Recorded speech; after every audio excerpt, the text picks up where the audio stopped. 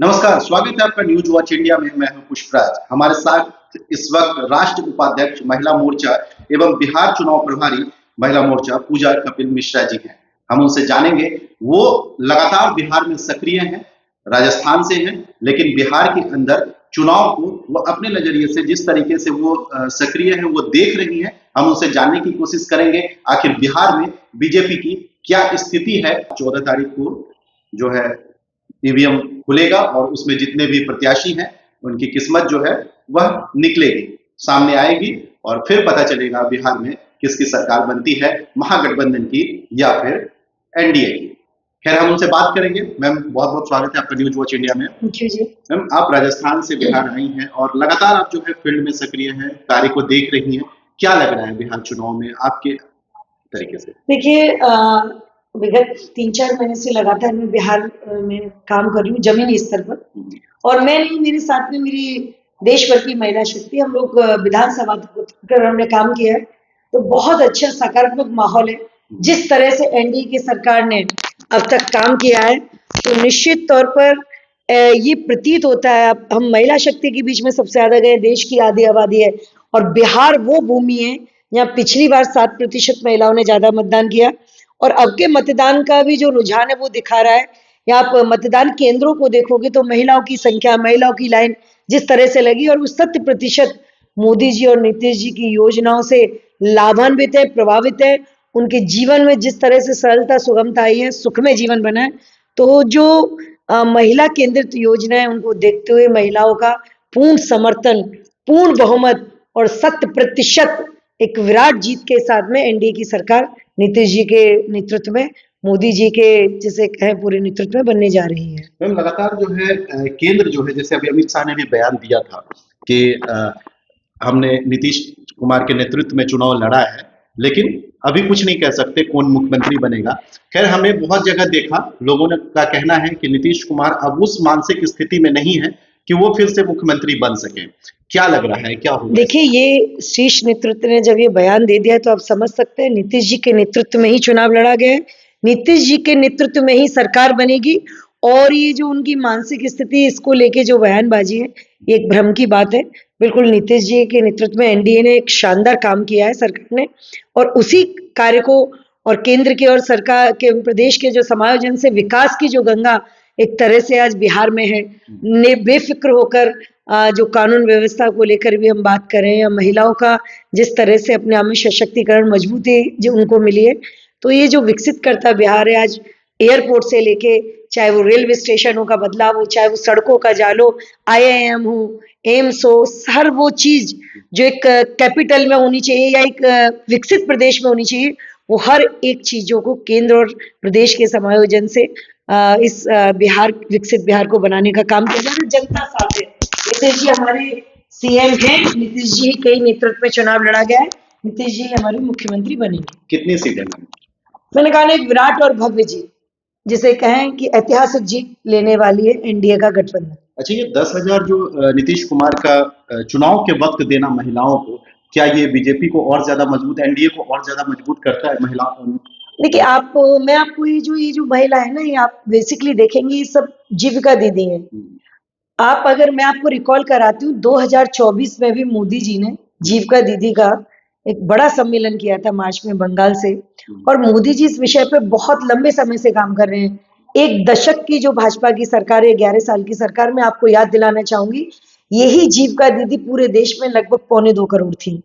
आज 10 साल में, आजाद भारत से लेकर अब तक 10 साल में इन जीविका दीदी की संख्या 11 करोड़ प्लस हुई है, और लगभग 1.5 करोड़ जीविका दीदी बिहार में। तो इस पर काम विगत कई सालों से चल रहा है।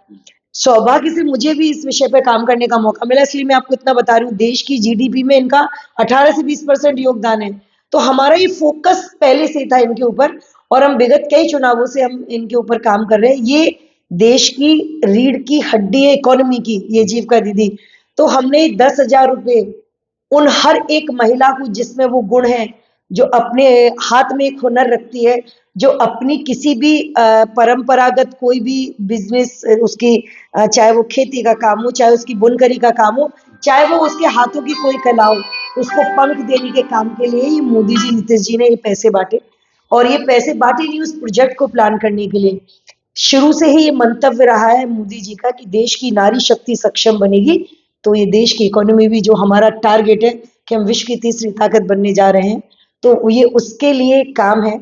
हाँ, ये चुनाव है, हमारी बहुत सारी घोषणाएं चुनाव के होने से या पहले से हम 24/7 काम करने वाले लोग हैं, ये निरंतरता चलती रहती है।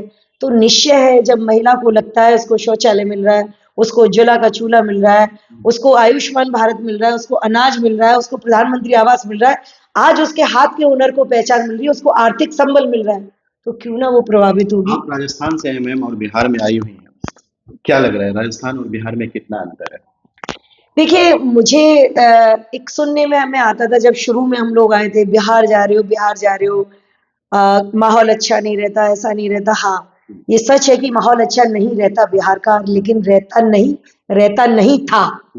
एक टाइम था कि यहाँ पर महिलाएं 7 बजे बाद नहीं निकल सकती थी या आम लोग भी नहीं सड़कों पर उतरते थे, कहीं स्थान से दूसरे स्थान जाना है कि लूटपाट हो जाएगी, हत्या हो जाएगी, बलात्कार हो जाएंगे, डकैती बढ़ जाएगी। लेकिन आज बिहार बहुत मैं कहूँ सुरक्षित है।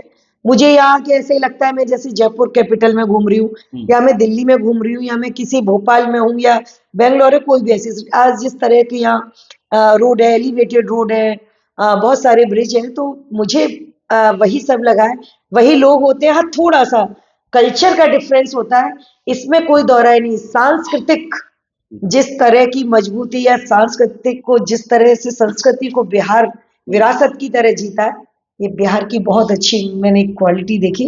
अगर सनातन बहुत शिद्दत से और जिसे कहे समर्पण से अगर जीवित है, वो बिहार में दिखता है। तो बिहार बहुत अच्छे लोग हैं, बहुत जिसे कहे मिलनसार लोग हैं, बहुत प्रेम स्नेह रखते हैं। वही प्रेम स्नेह जो राजस्थान में होता है, लोग वही होते हैं, बस थोड़ा सा भौगोलिक और जैसे कल्चर की भिन्नता है, बाकी जीवन का तरीका, सोच का तरीका सबका वही तरीका होता शिक्षा है। और स्वास्थ्य की हम बात करें बिहार के अंदर तो क्या सब कुछ ठीक है? देखिए शिक्षा के मामले में बिहार वो राज्य है कि जहां देश में सिविल सर्विसेज में सबसे ज्यादा अगर कहीं से सिलेक्शन होते हैं तो बिहार से होते हैं, और आप ये कहें सबसे ज्यादा मजदूर भी जाते हैं तो बिहार से जाते हैं। आबादी भी बिहार की बहुत बड़ी है, कहाँ 14 करोड़ के आसपास की आबादी बोली जाती है, जो बोलने में वोटर्स दो है, और कहाँ राजस्थान की एक आबादी है, तो वो अंतर तो है। लेकिन बिहार वाइब्रेंट है, बिहार जागरूक है।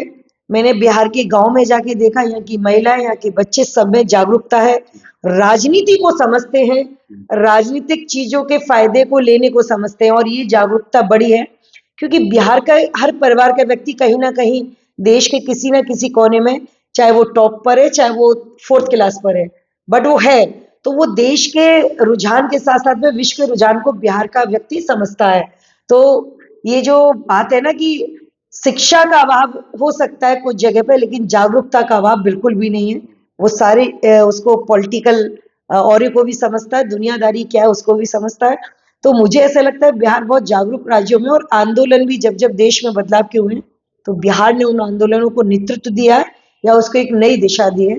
तो मेरे हिसाब से बिहार कुछ जगह शिक्षा कम हो सकती है, थोड़ी गरीबी ज्यादा हो सकती है, कुछ क्षेत्र मुझे ऐसे लगे जहाँ ऐसा लगा गरीबी बहुत है, लेकिन बिहार जागरूक है। महिलाएं जागरूक, जी उनको और बिल्कुल करने की भी जरूरत है। जी। देखिए ये तो निरंतरता है, जब तक विकसित भारत नहीं बनता। विकसित भारत कब बनेगा? जब सारे राज्य विकसित बनेंगे, जैसे बिहार विकसित बने, राजस्थान बने, मध्य प्रदेश बने, चाहे आपका उड़ीसा हो, झारखंड हो, कोई भी हो। जब तक इस देश के सारे राज्य विकसित नहीं बनेंगे, भारत विकसित कैसे बनेगा? इन सबसे मिलके तो हम सबसे मिलके भारत बनता है। तो इस विकसित बिहार को बनाने के लिए और काम की, निरंतर काम की लगातार आवश्यकता तो रहेगी जब तक कि हम बन नहीं जाते। उसका टास्क भी मोदी जी ने 2047 लिया है, लेकिन लगता है जिस तरह से लोग अपने आप को देश के विकास के बढ़ते पहिए के साथ में कदम से कदम मिलाकर लेकर चल रहे हैं, वो हम पहले ही अचीव कर लेंगे। अच्छा मैम, अभी हाल ही में जो है एक स्ट्रांग रूम में सीसीटीवी कैमरा बंद होने की बात कही गई। लगातार विपक्ष के द्वारा जो है ये एक आरोप लगाए जा रहे हैं कि कहीं ना कहीं इस चीज को मैनेज करने की कोशिश की जा रही है, क्या ऐसा कुछ होता है क्या? देखिए ये इनके हर चुनाव से बात की, अगर ये जीत जाते हैं तब प्रॉब्लम नहीं होती, ये हार जाते तो ये तो कॉमन है। अब तो मतलब इसको कहिए कि ये एक ऐसा मुद्दा होगा जिस पर अब ध्यान नहीं देना चाहिए, तब इनके लिए सारे सिस्टम हो जाते हैं कि ऐसी प्रॉब्लम कर दी वैसी प्रॉब्लम कर दी। ये जनता है, बहुत समझदार है, और आजकल जनता अंडर करंट काम करती है। जनता को पता है इस बिहार को विकास की दिशा में कौन लेके जा रहा है, ये बिहार कंपेरेटिवली पहले कैसा था, और इसका जो जंगल राज था या परिवारवाद है, भ्रष्टाचार है, ये सब जनता समझती है। जनता को पता है कि मोदी जी के नेतृत्व में देश किस तरह काम कर रहा है, वो जिस तरह ईमानदारी कर्तव्य निष्ठता के साथ में काम कर रहे हैं। एक जनता को एक ऐसा सेवक चाहिए होता है जो जनता के लिए जिए, और भारतीय जनता पार्टी की सरकार राष्ट्र के लिए, राष्ट्रवाद के लिए, भारत माता के लिए, भारत के लोगों के लिए, भारत के द्वारा चुनी सरकार की तरह चलती है। तो हमारे यहाँ कोई परिवारवाद और जातिवाद और धर्म में हम नहीं बांट कर चलते। हमें 140 करोड़ भारतीयों को परिवार मान के आदरणीय मोदी जी काम करते हैं, उनके सेवक बनकर। तो जनता ये सब चीज समझती है कि कौन जनता के लिए जी रहा है, कौन जनता के पैसे का सदुपयोग कर रहा है, दुरुपयोग कर रहा है। तो जनता खुद समझदार है। अब ये इन निराधार आरोपी से अपने काम को नहीं, अरे जो लोग अब तक सीटों के बंटवारे, इतना सब कुछ के बाद में इनमें सर फुटबल बनी रही, एक दूसरे के खिलाफ में लड़ रहे हैं, आपको ही पता है, आमने सामने लड़ रहे हैं। मतलब ये कैसा परिवार है जो एक दूसरे के खिलाफ भी लड़ रहा है, एक दूसरे के साथ भी लड़ रहा है। तो अपने अंदर जो टूटन फूटन है उसका आरोप कहीं भी लगाते रही, लेकिन जनता बहुत समझदार है, उसको कहाँ वोट देना है वो दे रही है। और इसलिए निरंतर भाजपा जिस तरह इस पूरे देश के लिए, पूरे बिहार के लिए काम कर रहा है, एनडीए गठबंधन जिस लिए काम कर रहा है जिस तरह से, तो वोट देंगे।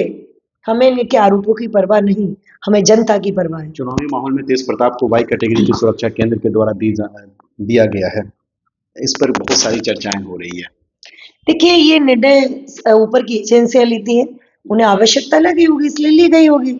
इसमें कोई वो नहीं है कि आप इस पे आरोप प्रत्यारोप करते रहे, तो उसका कोई मुझे जरूरत नहीं लगती कि मैं इस पर कोई कमेंट दूं। चलिए, हमारे साथ भाजपा नेत्री थी जो बिहार में लगातार अपनी नजरें बनाई हुई हैं, चुनाव के माहौल को अच्छे तरीके से समझी है, देख रही है और बिहार में है। इन्होंने बड़ी बेबाकी से बिहार के बारे में बताया और समझाया हमें आखिर बिहार कैसा होना चाहिए और कैसा है, और मोदी जी के नेतृत्व में बिहार कितना आगे बढ़ रहा है। नमस्कार।